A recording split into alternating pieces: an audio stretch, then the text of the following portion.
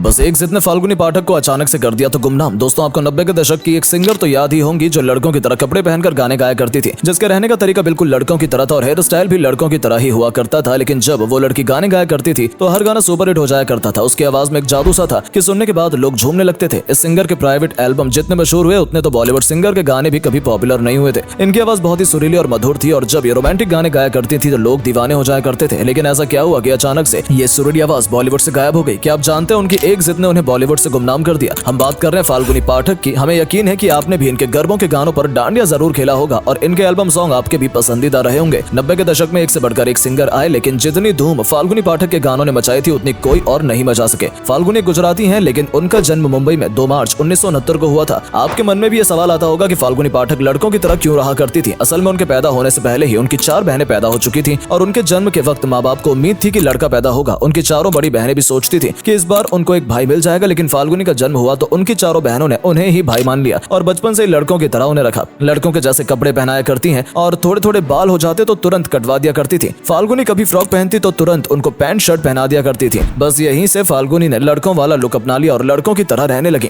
फाल्गुनी एक साधारण परिवार से थी, लेकिन संगीत का शौक उन्हें बचपन से ही था। 5 साल की उम्र में जहाँ सारे बच्चे खिलौने से खेला करते थे, फाल्गुनी रेडियो पर लता मंगेशकर के गाने सुना करती थी। धीरे धीरे यह गीत संगीत उनके मन में ऐसे बस गया कि उन्होंने गाना भी शुरू कर दिया। उनकी माँ बहुत उन्हें सपोर्ट किया करती थी और अपनी बेटी को गुजराती लोक गीत सिखाया करती थी। नवरात्रि होने पर नवरात्रि के गीत भी उनकी माँ उन्हें सिखाया करती थी और बेटी के इस शौक को उन्होंने करियर बनाने के बारे में सोचा। फाल्गुनी नवरात्रों पर डांडिया नाइट में गाने लगी। हालांकि उनके पिता को फाल्गुनी का गाना पसंद नहीं था। इसी वजह से एक बार फाल्गुनी की पिटाई भी हो गई थी जब वो सिर्फ 9 साल की थी। घर वालों को बिना बताए 15 अगस्त पर स्टेज पर चली गई और गाना गाया लैला में लैला। उनके पिता को जैसे ये बात पता चली वो गुस्से से आग बबूला हो गए और फाल्गुनी की पिटाई लगा दी। वैसे पिता की नाराजगी भी उनका शौक कम नहीं कर पाई। जब वो 10 या 11 साल की थी उनको बड़ा मौका मिला और एक गुजराती फिल्म मेकर ने उन्हें अपनी फिल्म में गीत गाने का मौका दिया और इस तरह उन्होंने अपनी फिल्म का पहला गाना उस दौर की मशहूर गायिका अलका याग्निक के साथ गाया। बस यहीं से फाल्गुनी की उड़ान शुरू हो गई थी। नवरात्रि और गरबे में गाना गाने के साथ ही फाल्गुनी मशहूर भी हो गई थी। लेकिन अब वो सिर्फ गुजरात में ही नहीं बल्कि पूरे देश में नाम कमाना चाहती थी। सपना बड़ा था लेकिन उसे पूरे करने का हौसला उससे भी बड़ा था। फाल्गुनी पाठक ने कुछ दोस्तों की मदद से एक बैंड बनाया और उसका नाम ताथैया रखा। इस बैंड के साथ उन्होंने देश के अलग अलग हिस्सों में जाकर गीत गाना शुरू कर दिया, लेकिन फिर भी उन्हें वो पहचान और शोहरत नहीं मिल पा रही थी जिसकी उन्हें तमन्ना थी और वो हकदार थी। अब उन्होंने कुछ अलग हटकर करने का सोचा। 90 का दौर था और प्राइवेट एल्बम्स की धूम मची हुई थी। बड़े बड़े बॉलीवुड गायक अपने निजी एल्बम लॉन्च कर रहे थे। इसी तरह से फाल्गुनी ने भी अपना प्राइवेट एल्बम लॉन्च करने का प्लान बनाया, लेकिन उनको नहीं पता था कि उनका ये फैसला क्या रंग लेकर आएगा। साल 1996-97 में उन्होंने अपने पहले एल्बम की तैयारी की और 1998 में कड़ी मेहनत के बाद उनका पहला एल्बम याद पिया की आने लगी लॉन्च हुआ। एल्बम ने रिलीज होते ही ऐसी धूम मचाई कि 19 साल की लड़की की आवाज ने पूरे देश को हिलाकर रख दिया। रिया सेन के ऊपर फिल्म आई गई। ये एल्बम इतनी हिट हुई कि सभी जगह फाल्गुनी पाठक की आवाज गूंजने लगी। एल्बम के और 2 गाने चूड़ी जो खन की हाथों में और हिंगड़ा मिलवा गई थी मोरे सैया भारत में ही नहीं बल्कि विदेशों में भी खूब पॉपुलर हुआ। एक छोटी सी लड़की की आवाज ने बड़े बड़े बॉलीवुड गायकों को भी हैरान कर दिया और एक 19 साल की लड़की स्टार बन गई। इसके अगले ही साल उन्होंने मैंने पायल है छनकाई नाम की एल्बम मार्केट में उतारी। इस एल्बम के भी 2 गानों ने धूम मचा दी और लोगों ने खूब प्यार दिया। सभी जगह उनके गीत गूंजने लगे, यहाँ तक कि पार्टी में लोग इनके गानों पर नाचने लगे। मशहूर कुछ इस तरह हुई कि उन्हें इंडियन मैडोना का खिताब दे दिया गया। अगले साल 2000 में उनकी एक और एल्बम मेरी चुनर उड़ उड़ जाए रिलीज हुई। इस एल्बम ने भी धमाका कर दिया। इस एल्बम के आने के बाद फाल्गुनी पाठक सीधे सफलता के 7वें आसमान पर जा बैठी। अब लोग इनके एल्बम का इंतजार करने लगे। उनकी मीठी आवाज लोगों के सर चढ़कर बोल रही थी और उन्होंने एल्बम के जरिए लोगों को अपना दीवाना बना दिया था। फाल्गुनी के गीतों की आंधी चल रही थी, लेकिन अचानक ही फाल्गुनी बॉलीवुड से गायब हो गई। ऐसा क्या हुआ उनके साथ कि उनके गीत आना ही बंद हो गए? चलिए आपको बताते हैं। असल में उनकी गुमनामी की वजह उनकी एक जिद बनी, जिसका रिजल्ट ये हुआ कि उन्हें बॉलीवुड में गुमनाम कर दिया। असल में उनके अच्छे दौर में उन्होंने कई ऑफर्स ठुकरा दिए। जब उनका पहला एल्बम रिलीज हुआ था तो उनकी आवाज लोगों को ही नहीं बल्कि बड़े बड़े म्यूजिक डायरेक्टर्स को भी पसंद आई थी। इसके बाद वो फाल्गुनी के पास आते थे और उन्हें बॉलीवुड में गाने के ऑफर देते थे, लेकिन वो सारे ऑफर्स को ठुकरा देती थी। उनकी आवाज में ऐसी खनक थी कि वो बॉलीवुड की मशहूर गायिका बन सकती थी, लेकिन उस समय प्राइवेट एल्बम का दौर था और उनके गाने धमाल मचा रहे थे। पैसा इज्जत नाम सब कुछ उन्हें मिल रहा था। शायद यही वजह थी कि वो बॉलीवुड में मिले उन अवसरों को एल्बम करने की जिद में खोती रही। एक इंटरव्यू में उन्होंने कहा था कि बॉलीवुड के गानों में डबल मेहनत करनी पड़ती है। इसी वजह से वो हिंदी फिल्मों में सिंगर नहीं बनी और उन्होंने बॉलीवुड को कभी सीरियसली नहीं लिया।